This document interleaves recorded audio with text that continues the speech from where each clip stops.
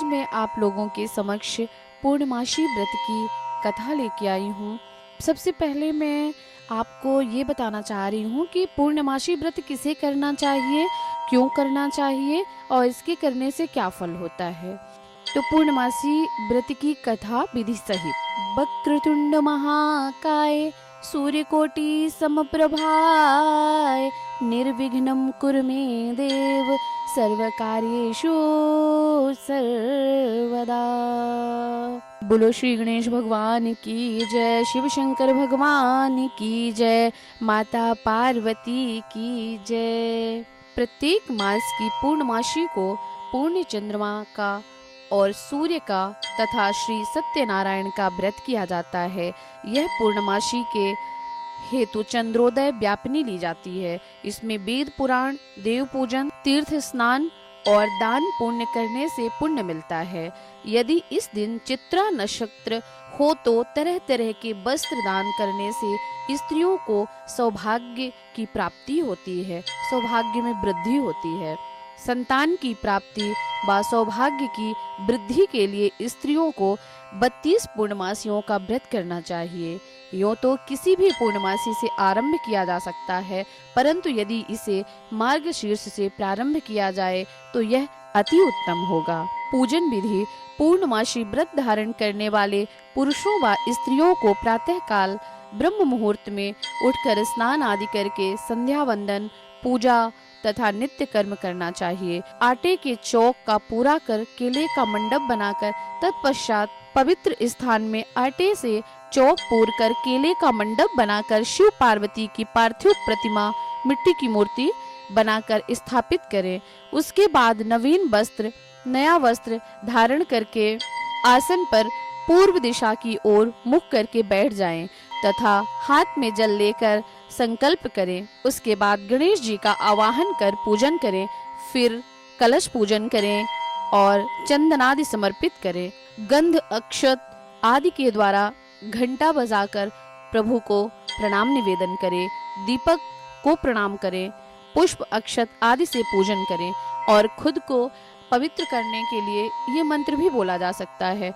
ओम पवित्रः पवित्रो वा सर्वस्थां गतो अपि वा यः स्मरे पुंडरीकाक्षं स्वभव्यांतरः शुचिः। इस मंत्र के द्वारा पूजन सामग्री तथा अपने ऊपर जल छिड़के और सभी देवों का आवाहन कर पूजन करें। तत्पश्चात कथा सुननी चाहिए। पूजन के बाद फिर हमें कथा सुनना चाहिए और कथा हमें अवश्य सुनना चाहिए, पूर्णमासी व्रत की कथा। तो अब हम आपके समक्ष पूर्णमासी व्रत की कथा सुनाने जा रहे हैं, जो इस प्रकार है। अथ पूर्णमासी व्रत कथा। द्वापर युग में एक समय की बात है कि यशोदा जी ने श्री कृष्ण से कहा, हे श्री कृष्ण, तुम सारे संसार के उत्पन्न करता, पोषक तथा उसके संहार करता हो। आज कोई ऐसा व्रत मुझसे कहो जिसके करने से मृत्यु लोक में स्त्रियों को विधवा होने का भय नहीं रहता, विधवा होने का भय ना रहे तथा वह व्रत सभी मनुष्यों की मनोकांक्षाओं को पूर्ण करने वाला हो। श्री कृष्ण भगवान कहने लगे, हे माता, तुमने अति सुंदर प्रश्न किया है। मैं तुमसे ऐसे ही व्रत को विस्तार पूर्वक कहता हूँ। सौभाग्य की प्राप्ति के लिए स्त्रियों को 32 पूर्णमासी का व्रत करना चाहिए। इस व्रत के करने से स्त्रियों को सौभाग्य संपत्ति मिलती है तथा यह व्रत अचल सौभाग्य देने वाला एवं भगवान शंकर के प्रति मनुष्य मात्र की भक्ति को बढ़ाने वाला है। यशोदा जी कहने लगी, हे श्री कृष्ण, सर्वप्रथम इस व्रत को मृत्यु लोक में किसने किया था, इसके विषय में विस्तार पूर्वक मुझसे कहो। श्री कृष्ण जी कहने लगे कि इस भूमंडल पर एक अत्यंत प्रसिद्ध राजा चंद्रहास से पालित अनेक प्रकार के रत्नों से परिपूर्ण कार्तिका नाम की एक नगरी थी। वहाँ धनेश्वर नाम का एक ब्राह्मण था और उसकी स्त्री अति सुशीला रूपवती नाम की थी। दोनों ही उस नगरी में बड़े प्रेम के साथ रहते थे। घर में धन धान्य आदि की कोई कमी नहीं थी। संतान न होने की वजह से उनको बड़ा दुख था। एक समय एक बड़ा तपस्वी योगी उस नगरी में आ गया। वह योगी उस ब्राह्मण के घर को छोड़कर अन्य सभी घरों से भिक्षा लाकर भोजन किया करता था। वह योगी एक दिन रूपवती से भिक्षा ना लेकर किसी अन्य घर से भिक्षा लेकर गंगा के किनारे जाकर भिक्षान्न को प्रेम पूर्वक खा रहा था कि धनेश्वर ने योगी का यह सब कार्य किसी प्रकार से देख लिया। अपनी भिक्षा के अनादर से वह दुखी होकर धनेश्वर योगी से बोला, हे महात्मन, आप सब घरों से भिक्षा लेते हैं परंतु मेरे घर की भिक्षा कभी नहीं लेते, इसका क्या कारण है? तब योगी कहने लगा कि मैं निसंतान के घर की भीख पतितों के अन्न तुल्य होती है और जो पतितों का अन्न खाता है वह पतित हो जाता है। चूंकि तुम निसंतान हो अतः पतित हो जाने के भय से मैं तुम्हारे घर की भिक्षा नहीं लेता हूँ। यह बात धनेश्वर सुनकर अपने मन में बहुत दुखी हुआ और हाथ जोड़कर योगी के पैरों पर गिर पड़ तथा आर्त भाव से कहने लगा, हे महाराज, यदि ऐसा है तो आप मुझको संतान प्राप्ति का उपाय बताएं। आप सर्वज्ञ हैं, मुझ पर अवश्य ही कृपा कीजिए। धन की मेरे घर में कोई कमी नहीं परंतु मैं निसंतान होने के कारण अत्यंत दुखी हूँ। आप मेरे इस दुख को दूर करें, आप सामर्थ्यवान हैं। यह सुनकर योगी कहने लगा, हे ब्राह्मण, तुम चंडी की आराधना करो। घर आकर उसने अपनी स्त्री से यह सारा वृत्तांत कहा और स्वयं तप के निमित्त वन में चला गया। वन में जाकर उसने चंडी की उपासना की, उपवास किया। चंडी ने 16वें दिन उसको स्वप्न में दर्शन दिया और कहा, हे धनेश्वर, जा तेरे पुत्र होगा परंतु वह 16 वर्ष की आयु में ही मृत्यु को प्राप्त हो जाएगा। यदि तुम दोनों स्त्री पुरुष 32 पूर्णमासियों का व्रत विधि पूर्वक करोगे तो वह दीर्घायु हो जाएगा। अपनी शक्ति सामर्थ्य के अनुसार आटे के दिए बनाकर शिव जी का पूजन करना, परंतु पूर्णमासी तो 32 हो जानी चाहिए। प्रातः काल होने पर इस स्थान के समीप ही तुमको एक आम का वृक्ष दिखाई देगा। उस पर तुम चढ़कर एक फल तोड़कर शीघ्र अपने घर चले जाना। अपनी स्त्री से यह सारा वृत्तांत कहना। ऋतु स्नान के पश्चात वह स्वच्छ होकर श्री शंकर भगवान जी का ध्यान करके उस फल को लेगी। तब शंकर भगवान की कृपा से उसको गर्भ हो जाएगा। जब वह ब्राह्मण प्रातः काल उठा तो उसने उस स्थान के पास ही एक आम का वृक्ष देखा जिस पर एक अत्यंत सुंदर आम का फल लगा हुआ था। उस ब्राह्मण ने उस आम के वृक्ष पर चढ़कर उस फल को तोड़ने का प्रयत्न किया परंतु वृक्ष पर कई बार प्रयत्न करने पर भी वह ना चढ़ पाया। तब तो वह ब्राह्मण बहुत ही चिंता मग्न हुआ और विघ्न विनाशक श्री गणेश जी की वंदना करने लगा। हे दयानिधे, हे दया सिंधो, अपने भक्तों के विघ्नों का नाश करने वाले, हे मंगल मूर्ति, दुष्टों को नाश करने वाले, रिद्धि सिद्धि को देने वाले, आप मुझ पर कृपा करके इतना बल देवें कि मैं अपने मनोरथ को पूर्ण कर सकूं। इस प्रकार गणेश जी की प्रार्थना करने पर उनकी कृपा से धनेश्वर वृक्ष पर चढ़ गया और उसने एक अति सुंदर आम का फल देखा। उसने सोचा कि जो वरदान से फल मिला था वह यही है और कोई फल दिखाई नहीं देता। उस धनेश्वर ब्राह्मण ने जल्दी से उस फल को तोड़कर अपनी स्त्री को लाकर दिया और उसकी स्त्री ने अपने पति के कथनानुसार फल को खा लिया और वह गर्भवती हो गई। देवी जी की असीम कृपा से उसके एक अत्यंत सुंदर पुत्र पैदा हुआ जिसका नाम उन्होंने देवदास रखा। माता पिता के हर्ष और शोक के साथ वह बालक शुक्ल पक्ष की चंद्रमा की भांति अपने पिता के घर में बढ़ने लगा। भवानी की कृपा से वह बालक बहुत ही सुंदर, सुशील और विद्या पढ़ने में बहुत ही निपुण हो गया। दुर्गा जी की आज्ञानुसार उसकी माता ने 32 पूर्णमासियों का व्रत करना आरंभ कर दिया था जिससे उसका पुत्र बड़ी आयु वाला हो जाए। 16वां वर्ष लगते ही देवदास के माता पिता को बड़ी चिंता हो गई और उनके पुत्र की इस वर्ष मृत्यु ना हो जाए। 16वां वर्ष लगते ही देवदास के माता पिता को बड़ी चिंता हो गई कि कहीं उनके पुत्र की इस वर्ष मृत्यु ना हो जाए। इसीलिए उन्होंने अपने मन में विचार किया कि यदि वह दुर्घटना उसके सामने हो गई तो वे इसे कैसे सहन कर सकेंगे। अस्तु उन्होंने देवदास के मामा को बुलाया और कहा, हमारी इच्छा है कि देवदास 1 वर्ष तक काशी में जाकर विद्या अध्ययन करे और हम उसको अकेला भी नहीं छोड़ना चाहते, इसीलिए उसके साथ तुम चले जाओ। 1 वर्ष बाद उसको लौटा लाना। सब प्रबंध करके उसके माता पिता ने काशी जाने के लिए देवदास को एक घोड़े पर बैठाकर उसके मामा को उसके साथ कर दिया, किंतु यह बात उसके मामा या किसी और से नहीं कही।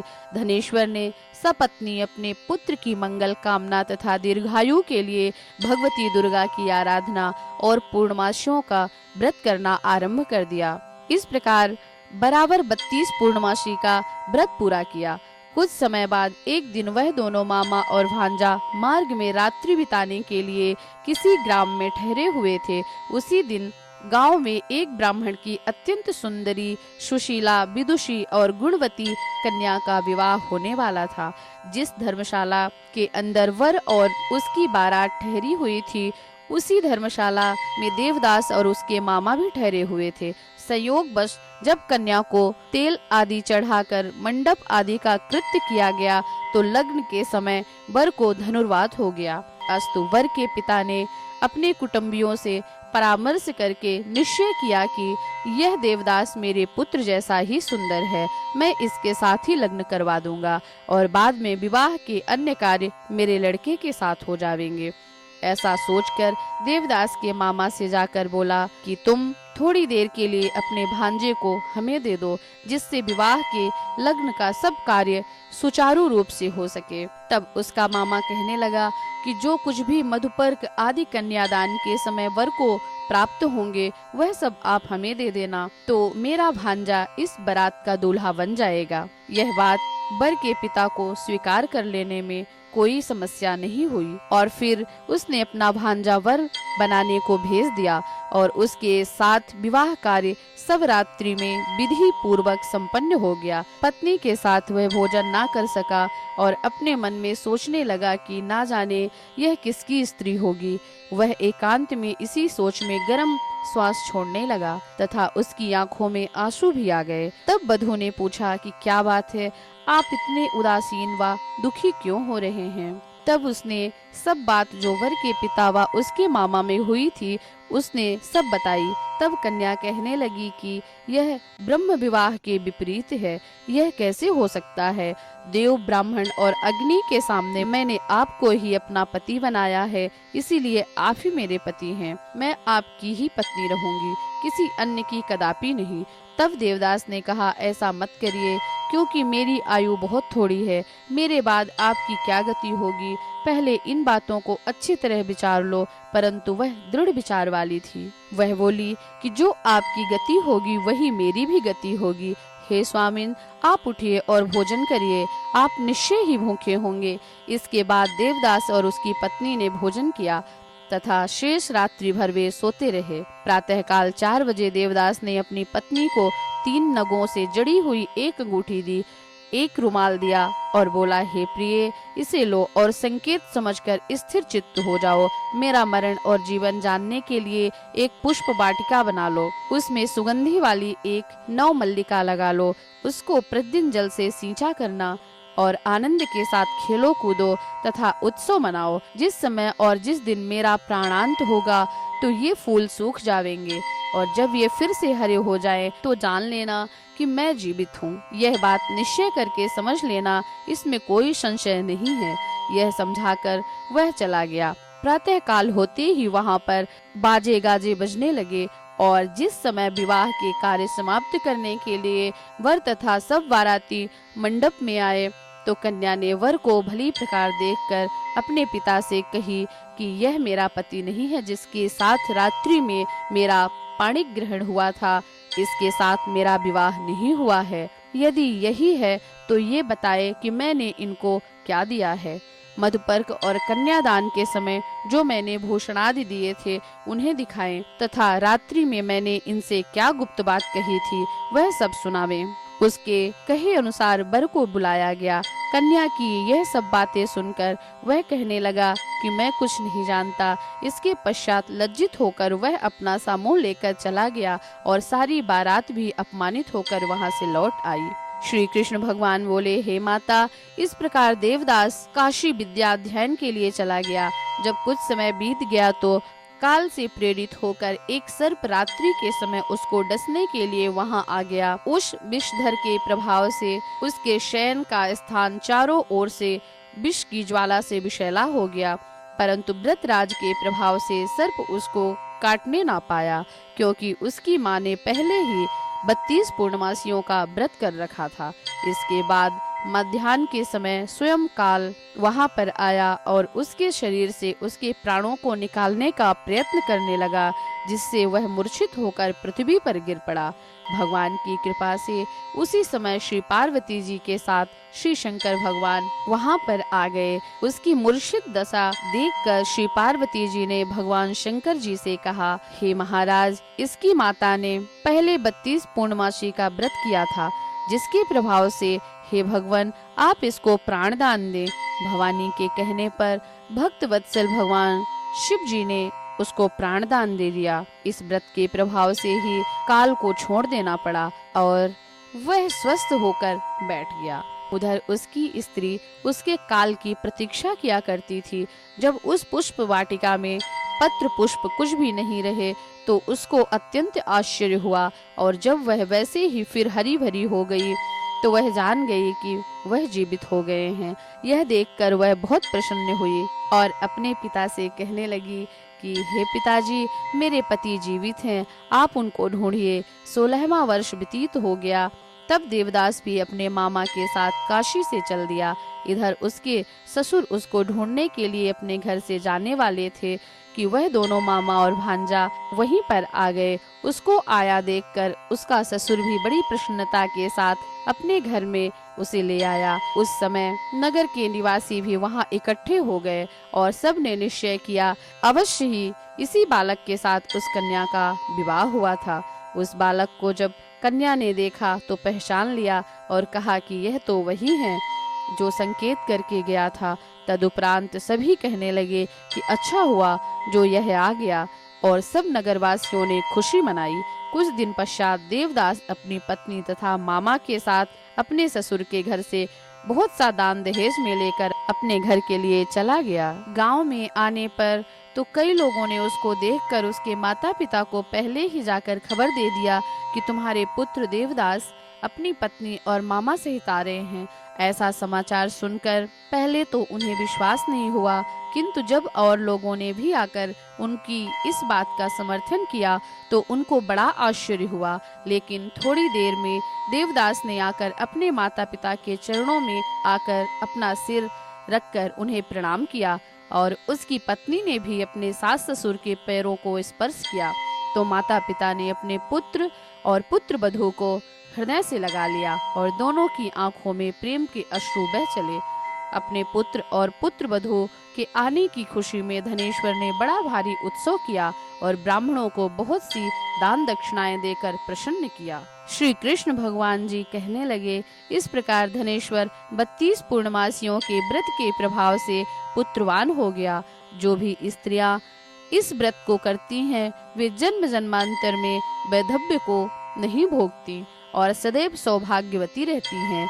यह मेरा वचन है, व्रत में कोई संदेह नहीं करना।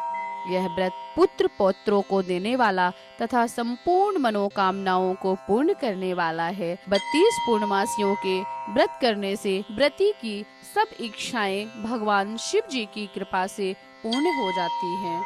इति श्री पूर्णमासी व्रत कथा संपूर्णम। बोलो शिव शंकर भगवान की जय, माता पार्वती की जय, शिव परिवार की जय।